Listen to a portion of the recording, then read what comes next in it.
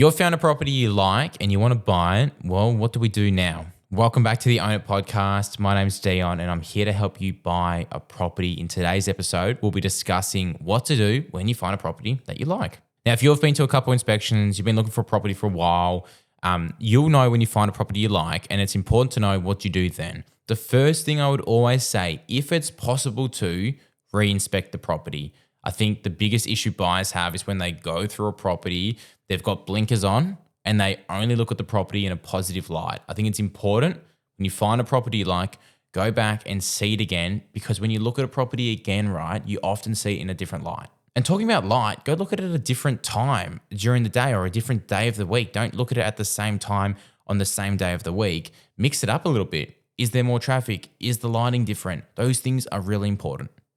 Even take someone with you, right? A family member or a friend, just to get a feel for what they see, because they're not living there. They're less emotional. They'll probably pick up on things that you haven't seen. Because at the end of the day, a 30-minute open for inspection is, yes, a lot of time, but when you're taking in a whole property you're going to buy for potentially $1 million, right? It's not really a whole lot of time when you think about it. So a second look at a property is really important. I will say, if it's an apartment, like a 1 or 2 bedroom smaller property, this might not be as necessary. And in saying that, this is a luxury. Sometimes property markets move really quickly. And if a property sells on average within kind of 2 to 3 days, you might not have this chance. So it just depends what marketplace you're in. Now, if you do like a property, one of the things you should ask for is a contract of sale and a Section 32. If you just ask for a Section 32, the agent will know exactly what you're asking for. And sometimes real estate agents, when you're leaving open for inspection, will say, would you like a contract of sale or would you like the Section 32? This is just their way to work out how interested you are in a property, because if you are an interested buyer, you would say yes. And if you're not an interested group, you'd probably say no. And if you don't like a property as well, by the way, don't feel pressured if they say, would you like a copy of the contract, to say yes. Just say no, because you're going to get probably more phone calls if you say yes. The agent will chase you up as if you're an interested party. So what is a contract of sale and what is a vendor statement? To keep it really simple, the contract of sale is pretty much the agreement between you and the vendor, and you'll put what you're prepared to offer on that contract. And if the vendor wants to take it, then they'll also sign that offer and that contract. And the vendor statement, or the Section 32, it's the same thing, right? Is pretty much a cheat sheet for the property. When I say a cheat sheet for the property, it pretty much includes all information on the property. So title, covenants, caveats, anything that influences the title. It'll have rates, water. If it's in a body corporate, it'll have the body corporate information. It might have the annual minutes as well. It'll have a Vic Road certificate in there. There's a whole lot of information on the property in the vendor statement. So of course, that's why if you're a buyer and you like the look of a property, then you would ask for that document so you can also check everything in more detail. Now, I did mention body corporate and annual minutes. If you are looking at a big unit complex, townhouse complex, or an apartment, reading the minutes is probably the most important part, because the biggest risk really with buying an apartment or anything in a big complex is big fees, special levies, which are additional funds that owners need to raise to complete tasks within the body corporate. So go through, read the annual minutes. This will give you a big snapshot of what is actually happening behind the scenes. It's also important to keep communication with the agent open. Like once you leave that property, they will follow you up, normally a couple of days after. It's really important to keep that communication open. If you don't communicate, like when I was a real estate agent, if a buyer stopped communicating, I would read that as that buyer no longer has further interest in the property. Otherwise, why would they not communicate with me? So as a buyer, it's important to not, I'm not saying give them all the information you have and your thoughts on a property and your budget and everything. I'm just saying keep that channel of communication open so that they know you're an interested party and they don't accidentally sell it without you knowing.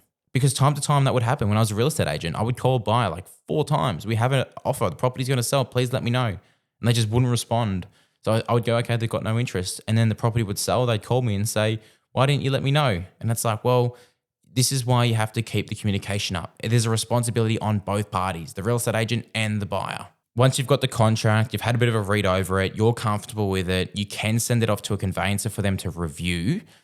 Probably before doing that though, you want to price the property up to make sure you have a realistic chance of buying the property. Obviously, a few episodes ago, we spoke about quotes and prices on property, right? And if it's a competitive quote and you don't have the budget to purchase the property, it's better to know this now than spend money getting a building pest and a contract review and spend weeks and time in the marketplace holding out for a property you never had a chance of buying.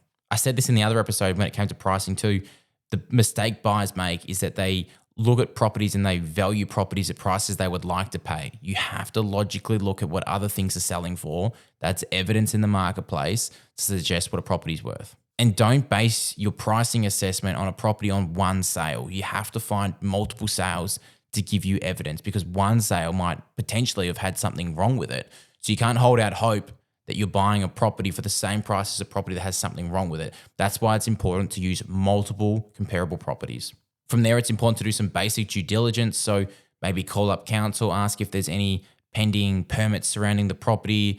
This is where you might also go on Google Earth and have a look at an aerial photo or satellite image of the property just to see if there's been any works done to it. You might review previous sold campaigns online of what the property looked like to see if you can find some works they've done in the last 10 years that they don't have permits or certificates for.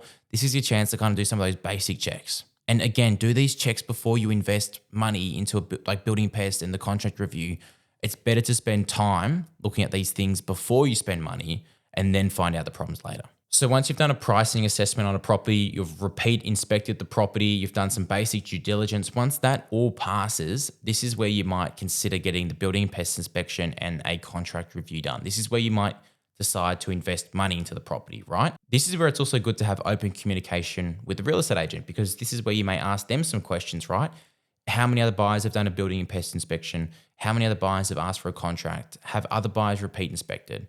If you think the property is worth $1 million and you have a budget in and around $1 million, this is where you're right on the fence. You might have a 50-50 chance and you don't want to spend money where you don't need to. So this is where looking at comparable properties can only tell you so much, and you have to get a bit of an understanding from the agent as well on what they're seeing with other buyers. Ultimately, the agent has the most amount of information out of anyone. The vendor only knows what's happening through the real estate agent, and all the buyers tell the agent what's going on. So the real estate agent has the most amount of information. So this is where it's good to ask them some questions. Another question that you could consider asking is, does this property have any material facts?